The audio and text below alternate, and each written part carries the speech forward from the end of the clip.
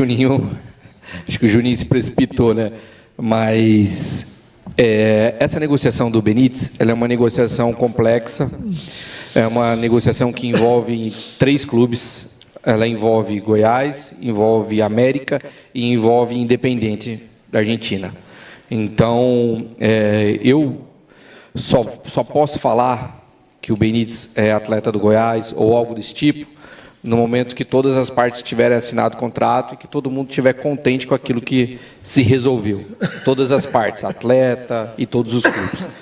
Então, eu ainda não posso falar, porque eu acho que o Juninho se precipitou, porque não tem nenhuma assinatura em contrato ainda.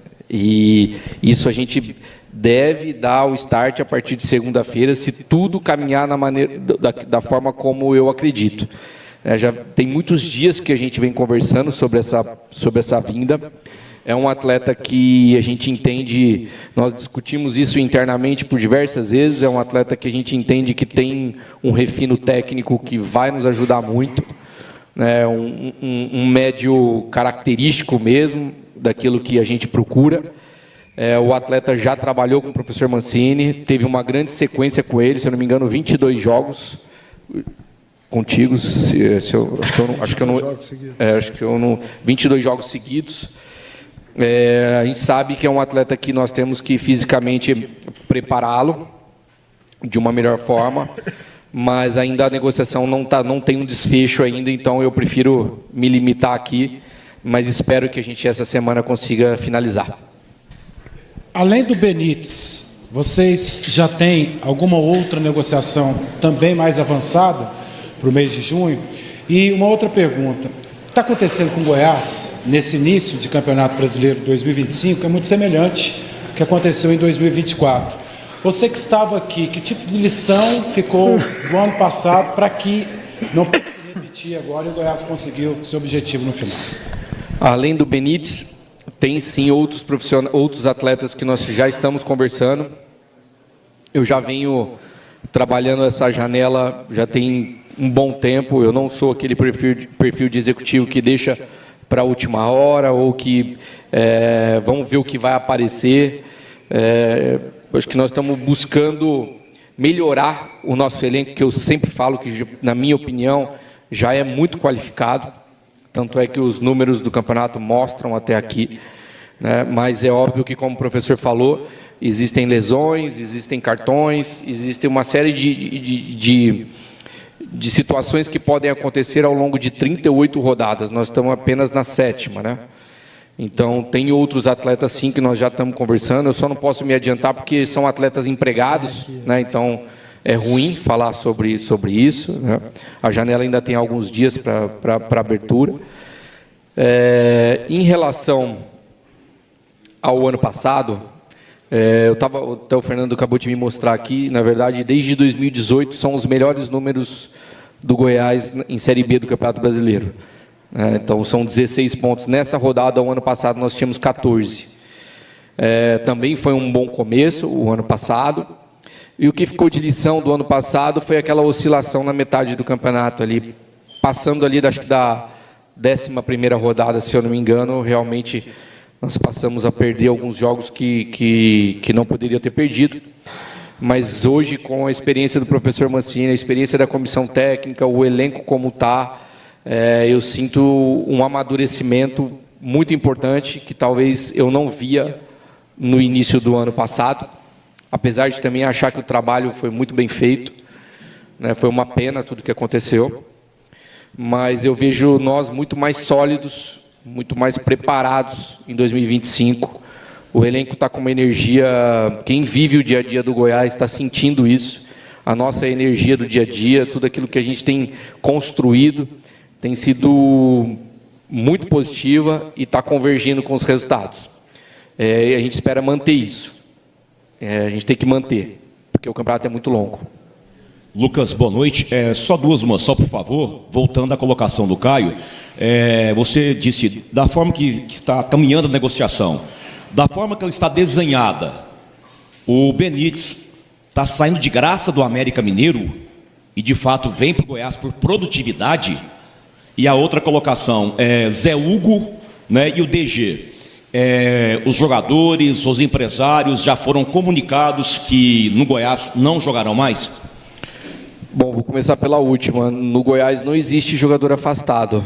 Acho que esses dias atrás até ouvi um termo sobre afastamento ou algo do tipo.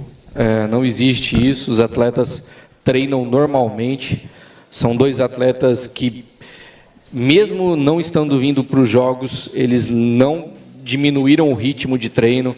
São dois atletas muito sérios, que continuam trabalhando. É óbvio que para essa janela agora, se realmente eles não tiverem tendo oportunidade e os agentes entenderem também que talvez um reposicionamento deles no mercado seja importante para a carreira deles, né? O Goiás tem que ser parceiro nesse momento, até porque os dois atletas são ativos do clube, né? Mas isso é uma coisa que nós vamos deixar mais para frente um pouquinho para falar, né? Na própria janela, para ver realmente o que vai acontecer. E em relação ao Benítez, o contrato dele não é 100% de produtividade. Ele tem sim uma proposta do Goiás que uma boa parte do contrato é garantida e uma outra parte ela é uma busca pela performance, e eu acho que isso é muito importante para o Benítez nesse momento. O Benítez é um atleta que, na minha opinião, tem totais condições de estar jogando a Série A do Brasileiro, né, e não a Série B. Mas ele buscar isso, ele buscar uma minutagem importante, acho que vai ser importante dentro do processo dele aqui dentro do Goiás, caso acontecer mesmo, se der tudo certo. Então, não tem pagamento de transfer, não tem pagamento de nada. O Benítez está saindo do América e vindo para o Goiás sem pagamento de transferência, tá? Se isso realmente acontecer, né? O contrato é um contrato até 30/12 desse ano, e com uma performance que, se o Goiás subir para a Série A do Brasileiro e o Benítez atingir mais de 60% dos jogos, existe uma renovação automática por mais o ano de 26 completo. Lucas, o Danilo Araújo pergunta: Goiás líder, ainda cabe contratação? Algumas definições, elas podem mudar dependendo do resultado que o time alcança, da forma como está jogando? Bom, primeiramente agradeço a pergunta do torcedor. É sempre importante eles participarem.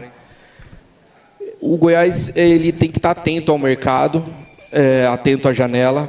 Eu volto a dizer que eu e o professor Mancini, o Hever, o Lucas, o Cláudio, o Conselho de Administração, todos nós conversamos a respeito do elenco, né? E eu, principalmente com o professor Mancini e com a comissão técnica, todos nós estamos muito contentes com o que a gente tem visto, né? Porque a gente sabe que é um elenco capacitado para buscar o acesso. Mas aquilo que aparece no mercado como interessante para somar no nosso dia a dia, para somar nos nossos resultados esportivos, sempre vai ser bem-vindo. O professor acho que falou isso, inclusive, ontem, na coletiva dele lá no CT. Atletas de boa performance, boa pessoa, boa personalidade, que isso é uma coisa que a gente preocupa muito. Nosso elenco hoje ele é muito bom. Nós não temos um pingo de trabalho com nada que seja adverso àquilo que o atleta tenha que fazer na carreira dele mesmo, de fato. Então, isso é uma coisa que a gente precisa ter um zelo. Mas atletas que a gente entenda como interessantes, sim, nós vamos sempre analisar e nós vamos ter alguns movimentos, sim, na janela de contratação. Isso, com certeza, cabe, sempre cabe. Andrino, algo mais a acrescentar? Não, agradecer hoje a vinda dos nossos torcedores. Acho que hoje mostrou que o nosso torcedor está comprando a ideia, voltando a vir para dentro da Serrinha, que onde é a casa do Goiás. Hoje acho que 10 mil pessoas, quase 10 mil pessoas, né? O dobro praticamente já do jogo contra o Avaí. Manter essa energia é o que vai mover o Goiás de volta para a Série A do Campeonato Brasileiro.